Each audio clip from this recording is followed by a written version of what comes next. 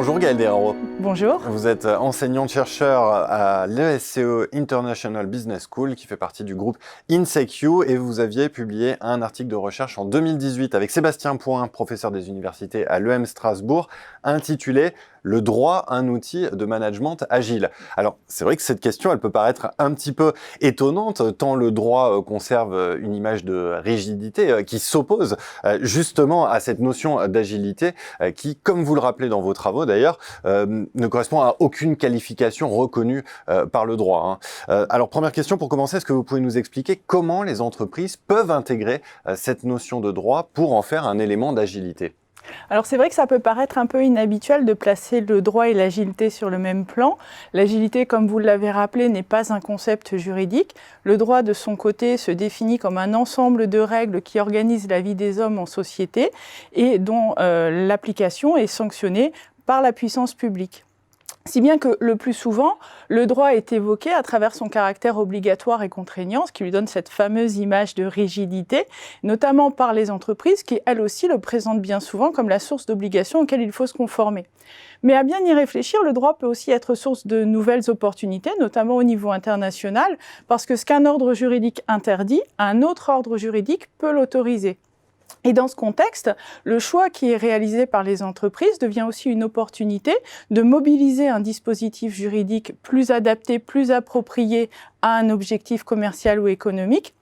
Et par conséquent, ça offre le choix aux entreprises, par un choix pertinent, de se placer sous les auspices d'un ordre juridique plus ou moins hospitalier. Alors, par ce choix, les entreprises mettent en concurrence les ordres juridiques locaux les uns avec les autres et posent la question dans le même temps de ce qu'on attend du droit par rapport aux objectifs commerciaux. Est-ce que c'est vraiment le rôle du droit que de participer à la performance ou même à l'optimisation de la situation entrepreneuriale ? La question a été posée par la doctrine et il fait débat que le droit ait à jouer un rôle d'attractivité économique.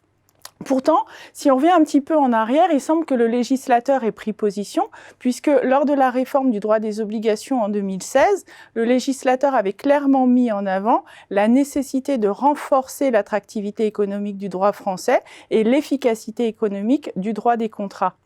Et de façon plus générale, il semble que l'usage raisonné et rationnel des règles de droit soit aussi une tendance pour moderniser et modéliser un certain nombre de situations. On peut citer à titre d'exemple l'évolution actuelle des professions juridiques réglementées, mais aussi par exemple les stratégies des entreprises à l'international. Justement, est-ce que vous auriez des exemples d'entreprises ?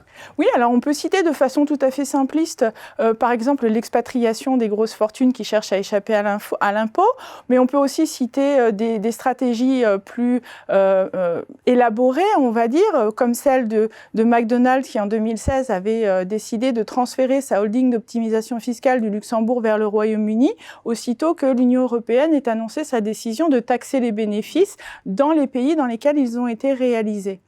Mais à mon sens, il y a un autre exemple qui est encore plus topique des effets de la pression du fait sur l'évolution du droit.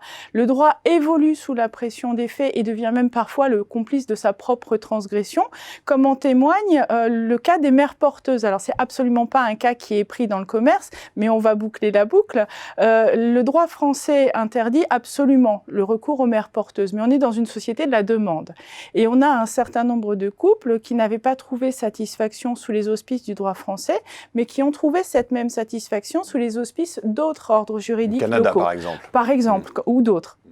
Et donc, à cet égard, les errements de la Cour de cassation quant aux suites à donner à ces comportements et également tous les débats qui ont été organisés autour de ce qu'on a appelé à cette occasion parfois le droit à l'enfant ont bien montré que le droit français ne résiste pas à la pression des faits. Or, en la matière, c'est extrêmement important parce qu'on voit bien que la frontière entre ce qui est dans le commerce et ce qui est hors commerce est très fine et le risque, c'est un basculement, par exemple, de la personne dans la situation commerciale et donc d'une chosification de la personne. Dernière question, est-ce que vous auriez quelques recommandations à formuler aux entreprises pour concilier au mieux justement ces stratégies judiciaires et ces caractéristiques de l'agilité ? Alors on ne peut pas interdire à une entreprise, et on ne peut même pas lui reprocher d'ailleurs de faire un usage rationnel et raisonné des dispositifs juridiques à sa disposition. En revanche, il faut être extrêmement vigilant sur ce qu'on attend du droit, ce qu'on lui demande et sur ce qu'on appelle agilité. L'agilité, quand elle est au niveau opérationnel, elle permet à une entreprise de faire face à un changement de contexte, de s'adapter et de ne pas perdre en performance. Mais si elle remonte à un niveau stratégique, l'agilité pose des questions tout à fait différentes. Une activité, quand elle est frauduleuse, elle doit être sanctionnée. Or, il y a une grande incertitude justement sur cette appréhension de la fraude et on a un petit peu de mal à cerner la frontière entre ce qui relève de l'agilité et ce qui relève de la fraude. Un exemple, ce serait le Double Dutch. Le Double Dutch, c'est une pratique qui a été développée par des entreprises américaines qui ont mobilisé successivement différents dispositifs juridiques nationaux pour échapper à l'impôt. C'est le sandwich hollandais. C'est ça, c'est exactement ça, le sandwich hollandais. Et donc, dans un premier temps, les autorités se sont trouvées un peu démunies face à cette utilisation du droit qui n'était pas illicite puisqu'on ne faisait que mobiliser des dispositifs. Mais quand on a appréhendé dans l'ensemble le comportement de ces entreprises, on a vu que c'était la stratégie dans son ensemble qui était dédiée à l'éviction d'une règle de droit. Et là, on a pu appréhender la fraude. Et ça a donné lieu aussi à un certain nombre de changements de comportement. Mais aujourd'hui, l'incertitude se renforce encore de la crise sanitaire qui a des effets aussi sur les comportements opportunistes, puisque la crise sanitaire a conduit les États à se refermer sur eux-mêmes. Donc, est-ce qu'après la crise et la réouverture des frontières, on aura un retour à ce qui se passait avant et au comportement que les entreprises pouvaient avoir avant, ou est-ce qu'on aura une modification de la relation aux droits nationaux ? Il faudra attendre pour le voir, seul l'avenir le dira. C'est une question effectivement qui appelle une réponse. Merci beaucoup Gaëlle Desharreaux pour cet éclairage.